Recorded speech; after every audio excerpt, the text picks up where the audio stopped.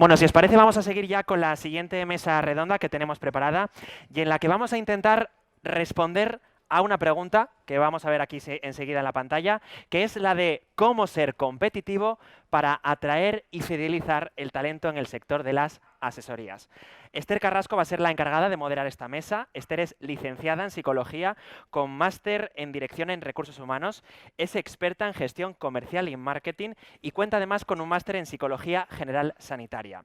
Además, lleva 20 años en el sector con una amplia experiencia en atracción de talento específico para el sector de la asesoría y de los despachos, aportándonos ese rol estratégico de los recursos humanos en la transformación y en el cambio de las organizaciones. Esther, la mesa es tuya. Gracias. Un aplauso. Gracias. Bueno, antes de sentarme, gracias a todos. Nos ha tocado pues una mesa complicada porque es la de las personas y bueno, quiero presentar a los compañeros que me van a acompañar. José Luis Pacheco.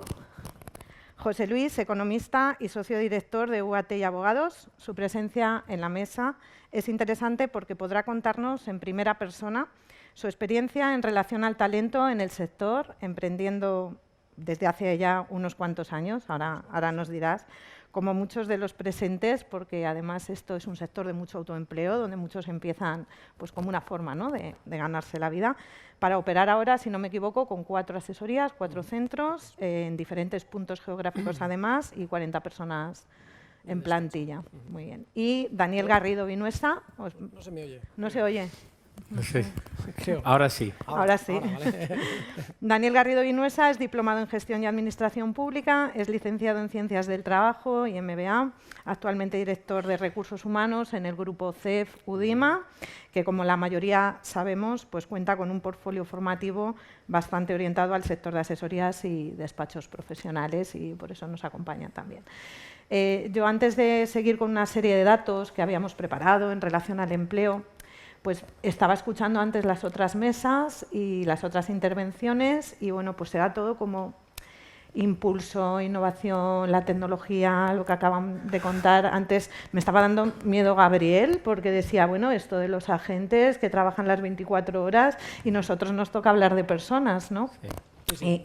Y luego la adaptación, ¿no? Porque escuchaba también al compañero de Garrigues y bueno, pues claro, Garrigues quizás por su estructura pues se puede permitir este tipo de comités de innovación, pero yo creo que precisamente por eso AECEM, este tipo de asociaciones como la nuestra, permite que aquellas estructuras mucho más pequeñas que identifican el sector de asesorías y despachos, que es al que nosotros nos dedicamos, puedan realmente entrar a competir, no sé si en la misma situación, pero al menos sí al mismo nivel que el resto de asesorías y despachos más grandes, ¿no? Así que gracias a los dos, voy a empezar con los datos. Los datos de empleo, bueno, son buenos, son malos, quizás el debate sería demasiado intenso, pero son los que son. Dependiendo de si vamos al SEPE o a la EPA, nos movemos en una tasa de en torno al 11-12% de desempleo, 2,6, 2,9, depende de dónde miremos, de desempleados. Puede parecer un mal dato así en frío, no digo que sea bueno, pero es el mejor desde 2008 y estamos en torno a 21 millones de afiliados a la Seguridad Social, ¿vale?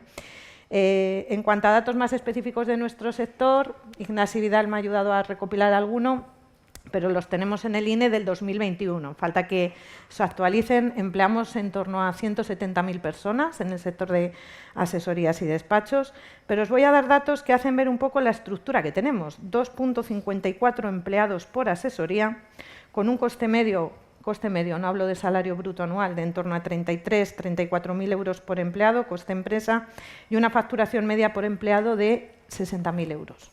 Claro.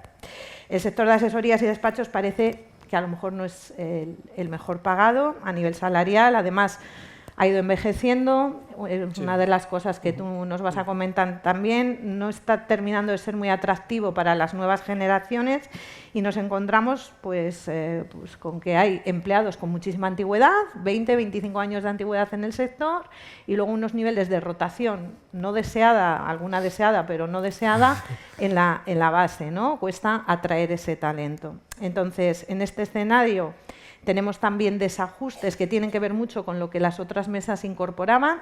La tecnología avanza, la digitalización, la administración pública, que bueno, yo creo que el hecho de que ahora también tengamos esta normativa UNE, pues también va a suponer una capacidad y un avance importante. Necesitamos contar con profesionales no solo con un gran conocimiento técnico y tecnológico, sino también con eso que se llaman soft skills, que tienen que ver con la visión de negocio, las relaciones con los clientes, lo que de verdad aporta valor, porque hacer la nómina y liquidar el impuesto cada vez aporta menos valor y al cliente no es por esto por lo que te paga. Así que, José Luis, desde tu perspectiva, como socio del despacho, ¿cuáles son las claves? ¿Qué políticas has aplicado? ¿Nos puedes contar tu experiencia desde el autoempleo hasta la situación actual y un poco pues, en qué aspectos has puesto el foco para conseguir estar donde estás?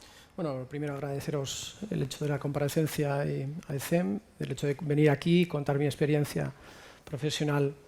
Yo creo que el problema que encauza la mayoría de las asesorías es la cultura corporativa. Necesitamos generar una cultura corporativa atractiva para poder retener talento y poder captarlo. ¿Esto qué significa? Significa que si ponemos a lo que es el empleado como centro, tanto el cliente como lo que es el empleado, hace que debamos de conocer las necesidades que tienen los trabajadores, los empleados en este caso, tanto de una manera interna como de una manera externa. Es muy duro pensar que en 2,54, claro, si nos comparamos con Garrigues, pues es duro, ¿no? Pero en 2,54 de media para la mayoría de los despachos de este país, hace que tenemos que conocer qué necesidades tienen los trabajadores para poder darles lo que ellos necesitan. Por eso digo de poner a los empleados en el centro. Hablamos siempre de poner al cliente en el centro. Esto es esencial. El 50, el 60% de nuestro gasto de explotación es el personal. ¿Cómo podemos...? Así lo dan las cifras también del INE. Claro. Coincide con la media. Claro, entonces, ¿esto qué significa? Significa que es muy importante no solamente el hecho de que nosotros como responsables de los despachos tengamos esa idea de avanzar tecnológicamente, sino que tenemos que flexibilizar el mercado. Es un mercado muy arcaico, muy cerrado, en el que yo en mi experiencia, yo vengo de un pueblo de Toledo, que arranqué con 0 trabajadores, es decir, yo solo me autoempleé. Poco a poco fuimos creciendo, ahora somos 40 personas en el despacho, haciendo un crecimiento inorgánico, aparte del crecimiento orgánico. Me resultó relativamente sencillo porque dentro de la compra de las carteras ya había ese talento, con unas antigüedades brutales, con una mecánica muy estructurada de trabajo, donde no se le invita al trabajador, al empleado, a desarrollarse profesionalmente, y esto nosotros lo cambiamos. Es decir, pensamos que el empleado es el centro, o debe de ser uno de los centros. Es nuestro socio. Si el 50% del ingreso, de la facturación, se lo lleva los empleados, ¿por qué no hacerles partícipe de lo que es el negocio? ¿Qué pasa? Que, claro, ¿cuáles son las estrategias? Pues tenemos una flexibilización del mercado y un salario emocional. Salario emocional, esto es... Porque los datos también nos dicen, y esto lo corroboro por estar en primera línea de la selección de personal para el sector, que no somos de los sectores que mejor pagamos, ¿no? Que eso hace que también a veces cueste el llegar a profesionales, ¿no? También hay mucho sesgo, es decir, las asesorías muy antiguas lo que tienen es un personal muy asentado dentro de lo que es el despacho, en el que no está implícito la tecnología. Si nosotros, que ahora estamos de lleno inmersos en el tema tecnológico, si tenemos nuestros empleados que no son adversos a lo que es la tecnología, necesitamos compaginarlo con personas, con empleados, con talento que integremos más digitales. ¿Y cómo los atraéis? ¿Qué hacéis? Claro, esto es fundamental porque tenemos que pensar cuáles son las necesidades que tienen los empleados. ¿Cuál es el talento que queremos contratar? Porque si nos ponemos en el lugar, ¿no?, de asesorías pequeñitas que nos estén escuchando ahora, vale, hay un punto en el que yo para ser competitivo ya sé que una de las cosas que podría hacer es ofrecer pues salarios que estuvieran en percentiles 70, 80 pero eso en este sector no es una realidad, con lo cual tenemos que buscar soluciones, ¿no? Claro, pero no es una realidad porque es lo que decimos, o sea, las personas cuando salen de esta profesión o eligen ser asesores, consultores, lo que hacen es que se autoemplean. Es el responsable del despacho, la persona más técnica dentro del despacho. Va contratando, cuando va evolucionando, lo que hace es que contrata gente con un perfil técnico bajo, que lo único que hacen es pues hacerle trabajo más dinámico. Administrativo. Ese que ya se está empezando a sustituir. Ese salto, totalmente. El salto que nosotros tenemos que hacer es un salto más digital. Tenemos que pensar que si ponemos a los empleados como centro, conjuntamente con el cliente, en el que la tecnología nos está invadiendo, entiendo que esto es una de las ideas en las que parten todas las asesorías o deben de partir todas las asesorías. ¿Y os cuesta atraer? Y eso que vosotros sois un despacho bastante innovador en ese sentido. Fíjate, nos cuesta mucho atraer. Nosotros tenemos una política en la que queremos ser atractivos para el futuro empleado. En el mercado. En el mercado. ¿Esto qué significa? Queremos ser atractivos a través de lo que es tecnología y a través de ese salario emocional. Salario emocional, ¿qué significa? Una flexibilización en cuanto al tema de los horarios, en cuanto al tema de lo que son las vacaciones. Sufrimos, si me preguntáramos aquí, ¿quién sufre el tema de lo que son los trimestres, el tema de lo que son las bajas? Sí, la mayoría, los calendarios como el fiscal al final afectan muchísimo al sector en ese sentido. Las nuevas personas que se están incorporando en nuestro sector, debemos de darle emoción, debemos que nuestro trabajo, nuestra dedicación, nuestro esfuerzo tenga que ser emocionante para poder atraerlos. ¿Qué es lo que buscan? Hablaba un actor en un programa de televisión sobre la relación que había en Estados Unidos cuando tú salías de estudiar. ¿Qué es lo que buscaba la gente cuando salía de estudiar? Y decía emprender. En Estados Unidos se emprende, en España queremos ser funcionarios. ¿Qué pasa? Que las nuevas generaciones lo que necesitan o lo que quieren es tener más tiempo libre, tener una flexibilización horaria. Sin esto, poniéndolo en el centro, va a ser imposible avanzar. Por lo tanto, claves para atraer, flexibilidad de horarios, modelos híbridos de trabajo. Y sobre todo también es... los trabajadores tienen una individualización en función de la aportación del valor en una política retributiva. Es decir, si tenemos una media de 2,54, 3, 4, 5 trabajadores, al responsable del despacho le cuesta muy poco decir, ¿me estás aportando valor? Sí.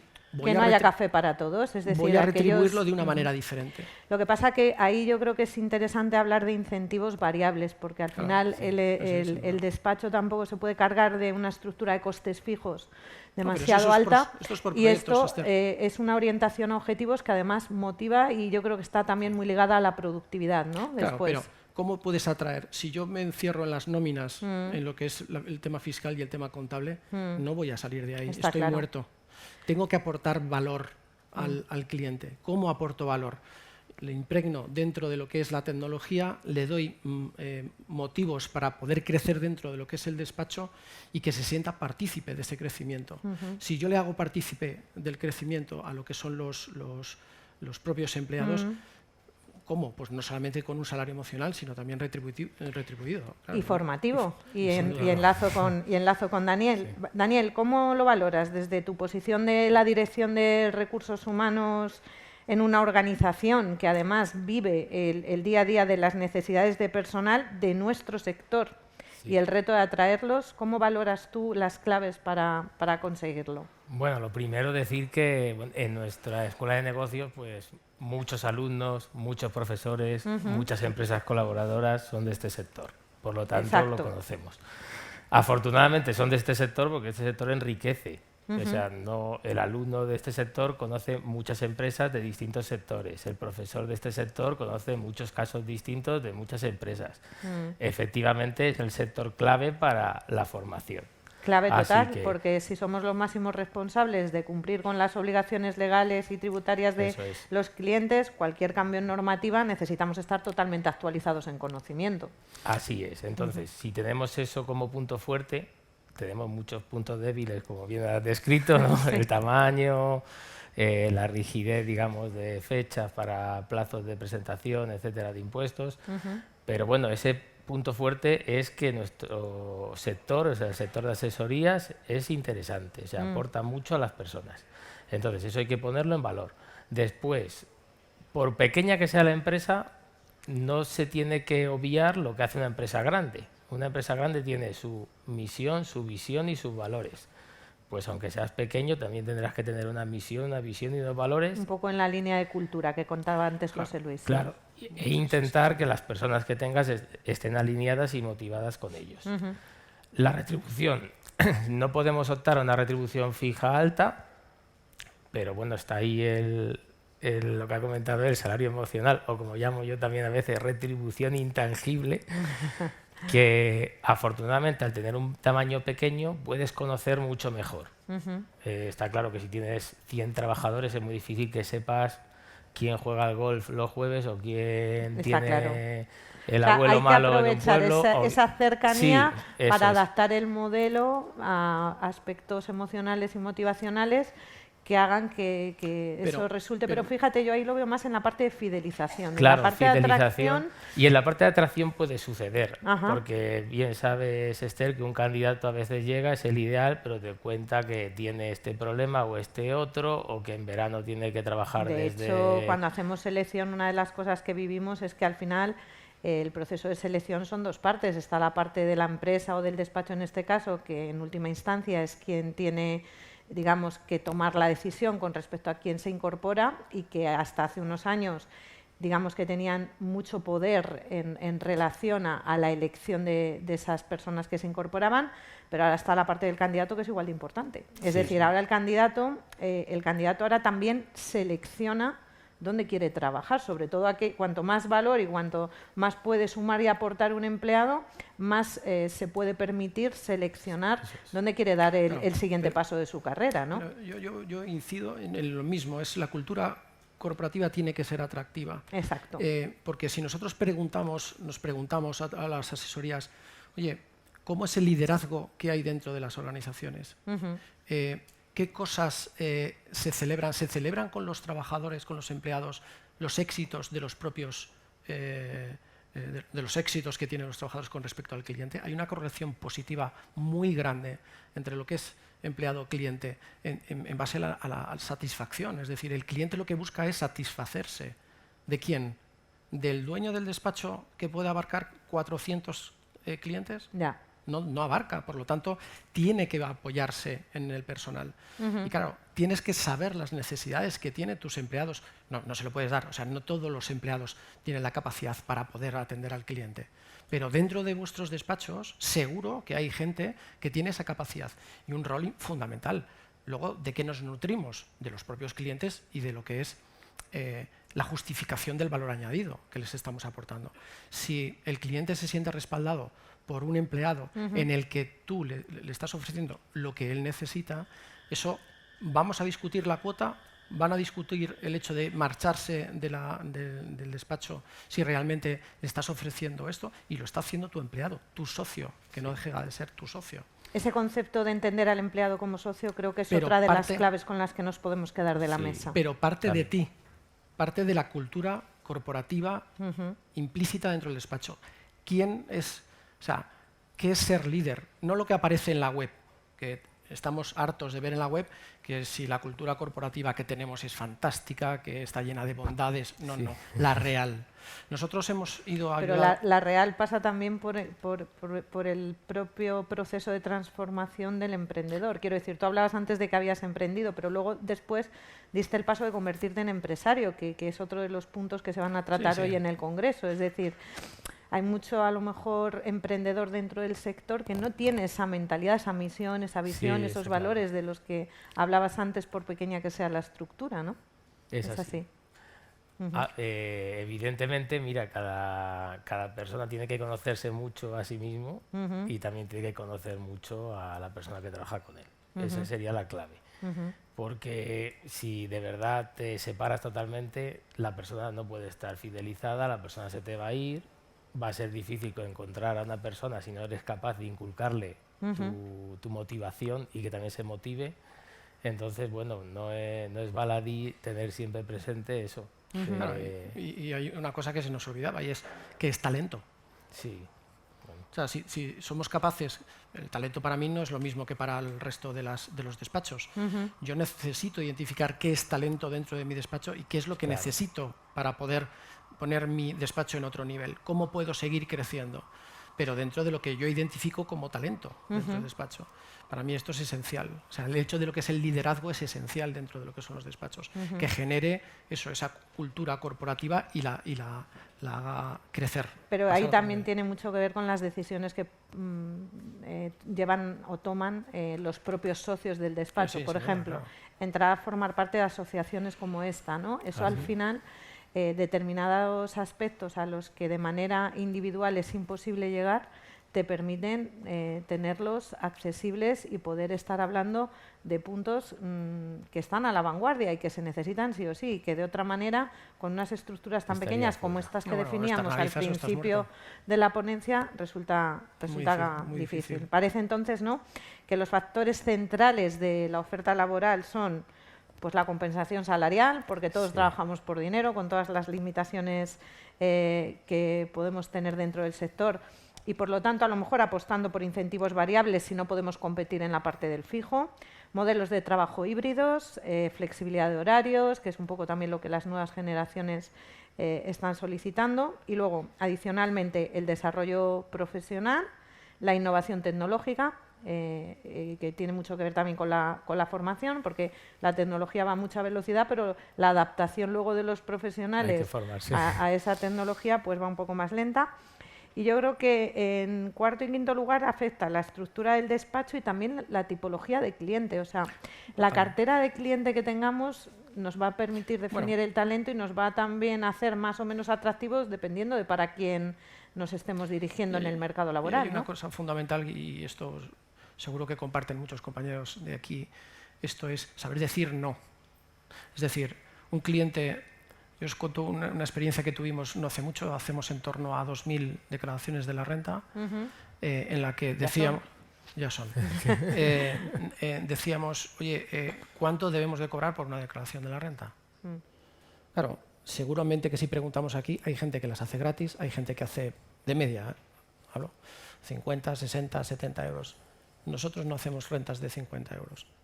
Directamente. Pasamos a cobrarlas a 80, 90, 100 euros. ¿Y eso qué significó? Hacer menos rentas, pero la rentabilidad fue mayor. No teníamos esa carga de trabajo, no la teníamos, pero dábamos la rentabilidad al despacho, que es lo que nos interesa, nos movemos por dinero. Es decir, tenemos que poner, si nosotros no nos ponemos precio, no va a venir el cliente a ponérnoslo. Es decir, nosotros tenemos que valorarnos. Es decir, nos cuesta mucha formación, nos cuesta mucha adaptación tecnológica. Tenemos que tirar de asociaciones como esta para poder arroparnos entre todos y tirar para arriba. Pero no nos olvidemos que quien nos paga es el cliente.